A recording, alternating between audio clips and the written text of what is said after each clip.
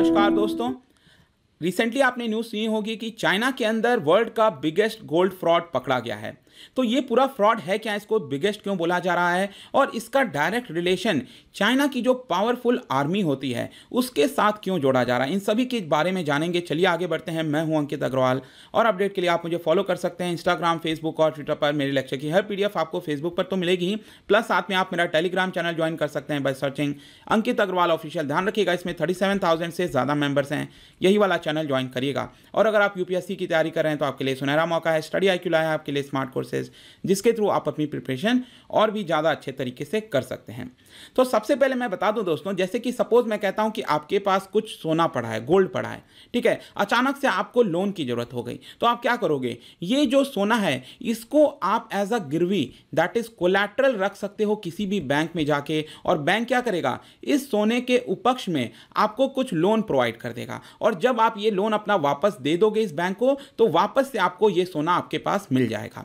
लेकिन पिछले कई दशकों से चाइना के अंदर ये देखा गया है कि वहां की कई सारी जो ज्वेलरी कंपनीज होती हैं उनको कई बार लोन्स की जरूरत पड़ती है। तो वो लोग क्या करते हैं, जो ट्रस्ट होती हैं, जो बैंक्स होती हैं, उनके पास कई सारा सोना अपना जमा कर देती हैं और उसके उपक्ष में यहां पर वो लोन ले लेते हैं। लेकिन कई बार ये चीजें पकड़ी गई हैं कि जो उन्होंने यहां पर सोना कोलैटरल रखा था बैंकों के अंदर, वो सोना जो है फेक पाया गया है। और ये सिर्फ एक बार नहीं, ये कई दशकों से कई बार चीजें पकड़ी गई हैं इस तरह की। और इस तरह का जब भी केस होता है, इस तरह के जब भी कोलैटरल रखे जाते हैं, जो सोना फेक होता है, उसको हम घोस्ट कोलैटरल के नाम से भी कहते हैं। तो यहां पर रिसेंटली क्या हुआ है कि एक फाइनेंशियल ब्लॉग है, ठीक है, यहां पर एक ऑनलाइन ब्लॉग लिखा जाता है बाय जीरो हेज।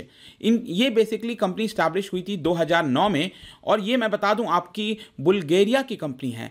वो कैपिटल मार्केट और फाइनेंशियल मार्केट के बारे में ब्लॉग लिखते हैं। और रिसेंटली उनके यहाँ पर ऑनलाइन पर एक ब्लॉग लिखा गया और यहाँ पर बताया गया कि 83 tons of fake gold bars, देखिए 83 टन्स बहुत बड़ा अमाउंट होता है, ठीक है। Gold market rocked by massive China counterfeiting scandal. तो यहाँ पर मैं आपको हर एक चीज बताता हूँ। देखिए क्या हुआ, चाइना के अंदर एक ज्वेलरी कंपनी है जिसका नाम है किंग गोल्ड ज्वेलरी इनकॉर्पोरेशन। उन्होंने क्या किया, उनको चाहिए था करीब 20 बिलियन युआन। तो ये अमाउंट लेने के लिए, इसको अगर आप कन्वर्ट करिए डॉलर में तो ये आता है 2.8 बिलियन डॉलर। तो यहां पर ये अमाउंट लेने के लिए किंग गोल्ड ज्वेलरी ने काफी सारे गोल्ड को बैंकों के अंदर जमा कर दिया। अब देखिएगा यहां पर जब मैं बैंक बोल रहा हूं तो चाइना के अंदर भी आपको कई तरह के ट्रस्ट दिखेंगे। जैसे कि आपने देखा होगा हमारे देश के अंदर एक तो कमर्शियल बैंक्स होते हैं और कई सारे नॉन फाइनेंशियल कॉर्पोरेशन होते हैं, जिसको आप NBFCs भी कहते हो, नॉन बैंकिंग फाइनेंशियल कॉर्पोरेशन। इन सभी चीज को हम शैडो बैंकिंग भी कहते हैं, क्योंकि यहां पर वो पूरी तरह से बैंक नहीं होते हैं, लेकिन जो उनका वर्किंग होता है वो बैंक की तरह ही होता है। तो यहां पर किंग गोल्ड ज्वेलरी ने पिछले 5 सालों से करीब 20 billion yuan 14 Chinese financial institution से ले लिया और वहां पर अपना जो सोना है, गोल्ड है, उसको गिरवी रख दिया। और बाद में पता चला कि ये जो सोना उन्होंने गिरवी रखा था ये फेक पाया गया है बेसिकली। तो एक तो ये चीज आप ध्यान रखिए, जब हम नकली की बात करते हैं तो चाइना का नाम तो सबसे पहले आता है, लेकिन बात यह है कि यहां पर ये जो पूरा फ्रॉड पकड़ा गया है ये वुहान शहर में हुआ है। हमने देखा है कि किस तरह से वुहान काफ़ी ज़्यादा रिसेंटली न्यूज़ में रहा था, और ये वाला फ्रॉड भी आपका चाइना के वुहान सिटी में पकड़ा गया। और आपको पता है जो वुहान है वो आपका चाइना की हुबेई प्रोविंस में आता है। अब मैं आपको किंग गोल्ड ज्वेलरी के बारे में और बताऊं तो बता दूं कि ये वर्ल्ड की largest privately owned gold processor है। मतलब गोल्ड को यहां पर प्रोसेसिंग की जाती है फर्दर ज्वेलरी वगैरह बनाने में, ठीक है। और इसकी करंट मार्केट कैपिटलाइजेशन कोई बहुत ज़्यादा नहीं है, it is just around $8 million. और यहां पर करंट मार्केट कैपिटलाइजेशन कैसे पता चलता है, देखिए ये जो कंपनी है ये US के अंदर जो नस्डैक स्टॉक एक्सचेंज है, आपको पता है हमारे देश के अंदर जैसे Bombay stock exchange, national stock exchange है, वैसे US के अंदर भी नस्डैक स्टॉक एक्सचेंज कहते हैं इसको। तो वहां पर भी ये लिस्टेड है।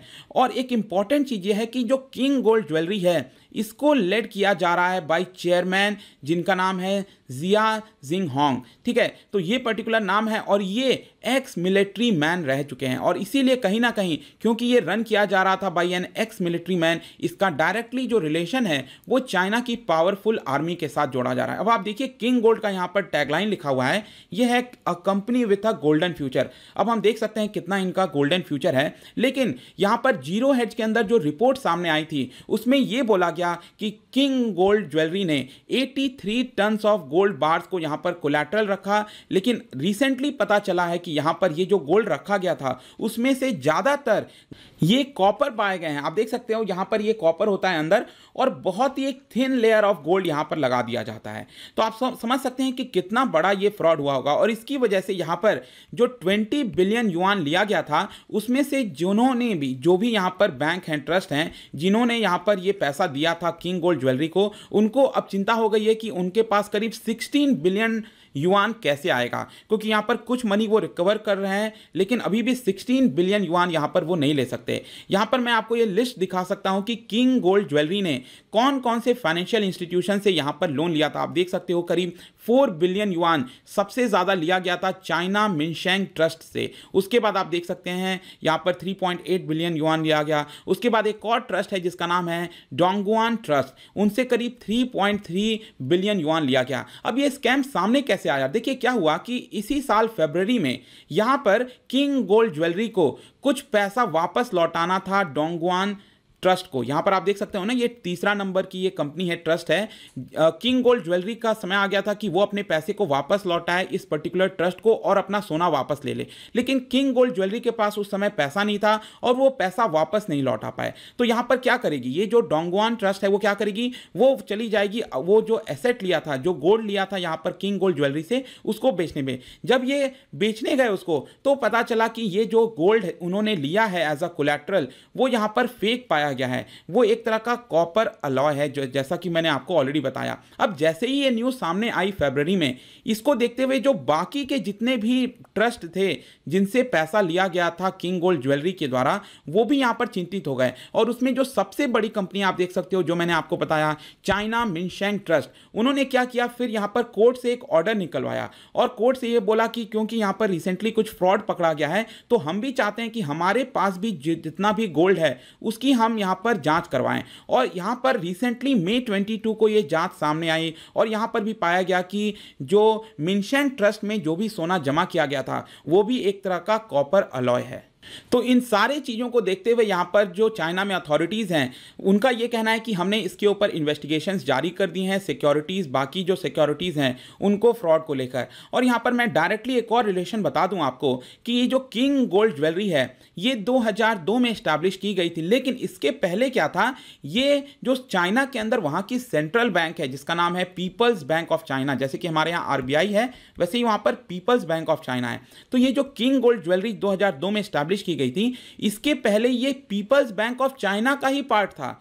तो कहीं ना कहीं एक रिलेशन बनता है कि यहां पर ये जो कंपनी है उनका काफी हद तक ये जो पीपल्स बैंक ऑफ चाइना है उनके साथ रिलेशन है। वो तो आगे चलकर वो स्प्लिट ऑफ हो गए, लेकिन डायरेक्टली यहां पर ये जो पूरा स्कैम है ये एक तरह से दिखाता है कि चाइना के अंदर जिस तरह का मल्टी फेसेटेड जो फ्रॉड है वो लगातार होता रहता है, और किस तरह से चाइना जो है अपनी इकोनॉमी के अंदर ज़्यादा से ज़्यादा यहाँ पर लिक्विडिटी प्रोवाइड करता है, और एक तरह से जो क्रोनिज्म की समस्या है वहाँ पर बहुत ज़्यादा है। और आपको पता है चाइना के अंदर भी वहाँ की जो आर्मी है, मतलब पावरफुल आर्मी का कहने का मतलब यह है कि वहाँ पर काफ़ी सारी चीज़ों के ऊपर कंट्रोल है आर्मी का चाइना के अंदर। तो अगेन ये सारी चीज़ें दिखाती हैं कि चाइना के अंदर ट्रांसपेरेंसी नहीं है, यहाँ पर जो बेसिक फ्रीडम होनी चाहिए लोगों के पास, डेमोक्रेसी, उस पर एक बहुत बड़ा सवाल यहाँ पर अगेन खड़ा होता है। तो यहाँ पर मैं फर्दर एक और चीज़ पर आता हूँ कि मैं आपको बता दूँ पूरे विश्व के अंदर जो टॉप 10 गोल्ड प्रोड्यूसिंग कंट्रीज़ हैं वहाँ पर चाइना नंबर 1 पर है। और रिसेंटली ये जो पूरा फ्रॉड सामने आया है, मैंने आपको बताया 83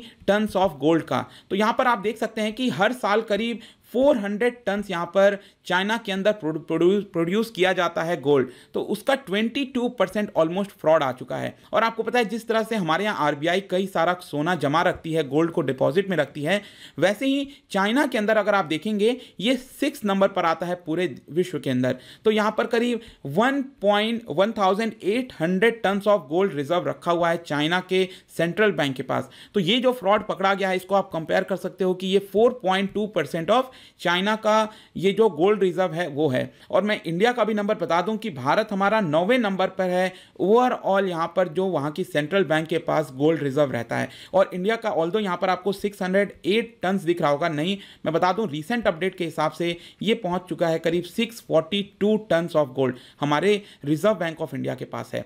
तो ये तो सेंट्रल बैंक की मैंने बात की। अगर आप हाउस होल्ड की बात करोगे तो आपको पता ही है कि भारत में हर एक घर में आपको कई लोगों के पास सोना डिपॉजिट मिलेगा, है ना, गोल्ड वहां पर हमारे देश के अंदर घरों में रहता है। तो यहां पर हाउस होल्ड के टर्म्स में देखेंगे तो ऑब्वियस सी बात है भारत नंबर 1 पर आता है। 23,000 ऑफ टन्स जो गोल्ड है वो हमारे हाउस होल्ड्स के अंदर रखा हुआ है। उसके बाद सेकंड नंबर पर चाइना है और फिर यहां पर आप देख सकते हो ये है आपका यूएस। तो आई होप दोस्तों ये जो पूरा वीडियो था regarding China's biggest gold fraud आपको समझ में आ गया होगा ये है क्या बेसिकली।